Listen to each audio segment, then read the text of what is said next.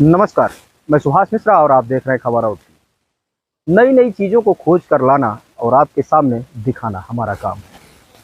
हमारा उद्देश्य है कि दुनिया की लगभग सारी चीज़ें मीडिया के माध्यम से जनता तक पहुंचनी चाहिए।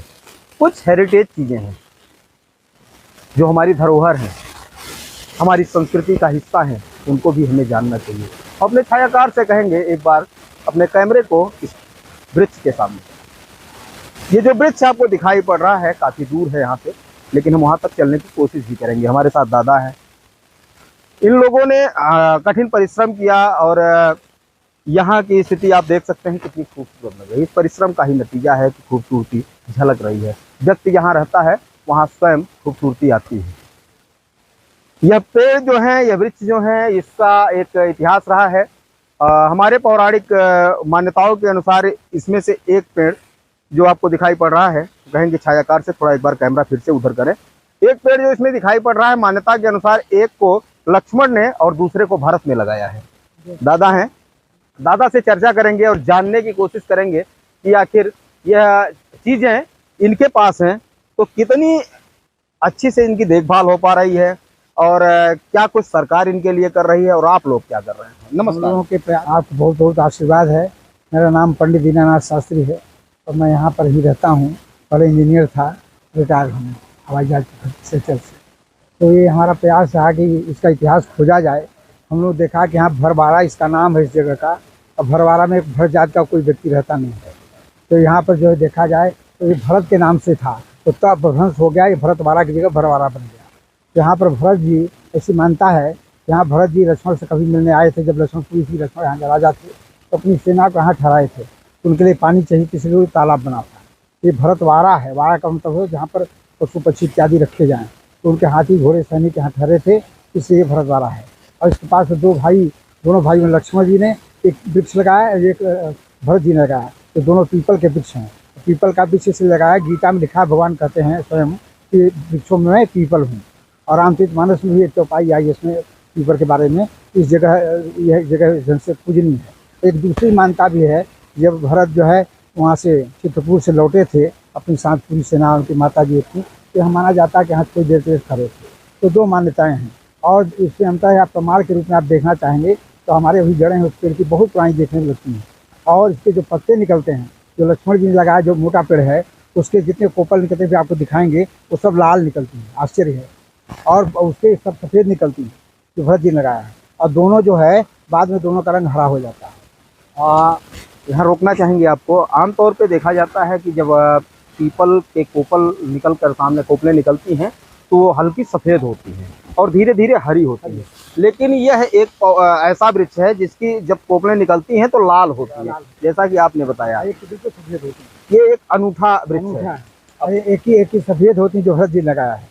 अभी चल के देखिएगा, वहाँ पर अपने आँखों से देख लीजिए, तो सब कोपले लाल निकलेंगे। और बाद में जब पूरा पतझड़ हो जाता है, उसके बाद जब निकलता है पूरा लाल ही हो जाता है। हम लोग उसको देखते हैं, पूरा पेड़ ही लाल दिखाई देता है। और उसके बाद सब पत्ते दोनों के एक रंग के हो जाते हैं। ये इसकी विशेषता है। ऐसा वृक्ष हमको लगता नहीं कि भारत में कोई दूसरा भी होगा। कहीं देखा, 30 साल, मेरी 70 साल के लगभग उम्र हो गई, मैंने कहीं और नहीं देखा। ये अद्भुत है दोनों।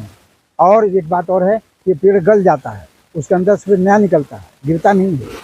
आप देखे होंगे जितना पानी बरसा है, कितनी मिट्टी कट गई है। और तमाम बहुत ज़्यादा आंधी आती है यहाँ पर। अभी हाल में बहुत आंधी आई थी, लेकिन एक भी कोई डाल न टूटी न। इसका आश्चर्य है, इतने पुराने होते हुए कोई डाल टूट जाने से कुछ नहीं।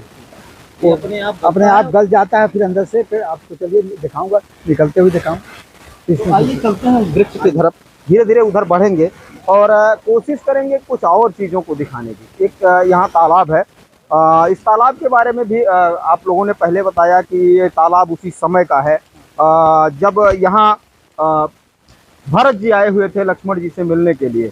इतिहास अपने आप में बहुत कुछ समेटे हुए है, बहुत सारी चीज़ों को अपने गोद में रखता है इतिहास और बताने की कोशिश करता है। लेकिन यह भारत है। एक चीज़ और कहना चाहिए, हमारे यहाँ काफ़ी चीज़ें अपभ्रंश होते होते बदल गई, उनका नाम बदल गया। जैसे आपने बताया कि इसका नाम भरवाड़ा जो है, ये भरतवाड़ा था।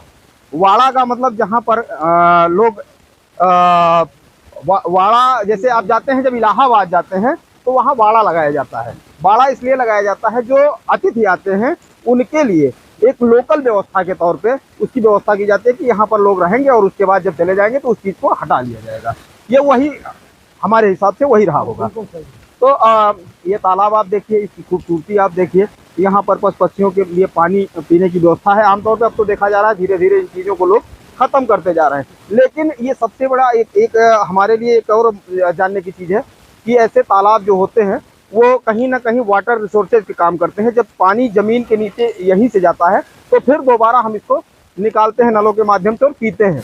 आइए उस वृक्ष के पास हम आ गए हैं। इसमें लिखा हुआ है विज्ञान सरोवर तीर्थ।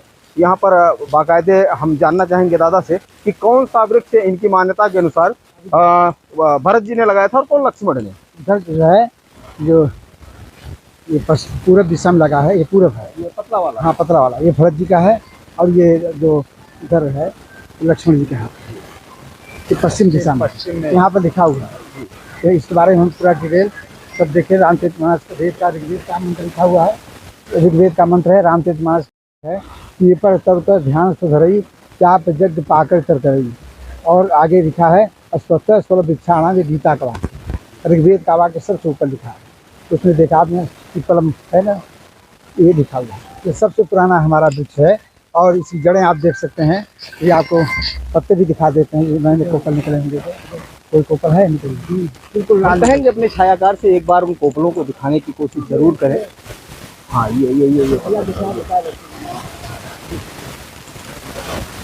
का पौधा एक की जब कोपलें निकलती हैं तो लाल होती हैं और दूसरे की सफ़ेद, जैसे मतलब आमतौर पे पीपल की कोपल देखी जाती है। तो जी मिनिस्टर थे वन मंत्री, यहाँ का देख कर है शास्त्री जी बंद करा दीजिए। उन्होंने कहा इसलिए भी बंद नहीं करा रहे हैं, लोग देखें तो कम से कम कितना पुराना पेड़ है, इसकी जड़ें तो देख करके इसके बारे में लोगों को पता है। हाँ, थोड़ा लोगों के मन में क्यूरियोसिटी आवे तो इससे इनको जागृत किया गया है। तो अब इसी के साथ हम इस चीज़ को इसके बराबर पूजा होती है जी। और यहाँ पर दिवाली के दिन करीब 500 दिए जलते हैं, एक दिया शहीदों के नाम पर।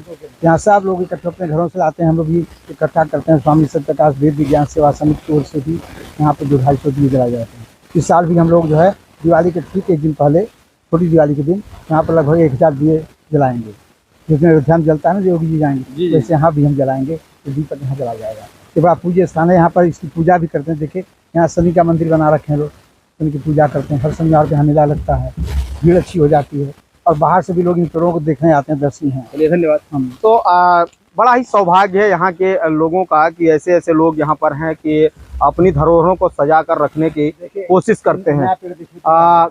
इन्होंने बार बार ये दिखाने की कोशिश की कि देखिए जब ये गलता है पेड़, ये अपने आप को समाप्त करता है और पुनः निकलता है। कभी आज तक देखा नहीं गया कि पेड़ जो पीपल का पेड़ गिरा हो और वहां से दूसरी शाखा निकली हो। आंधी आती है जी, जड़ें बाहर हैं, ये पेड़ ज्ञान।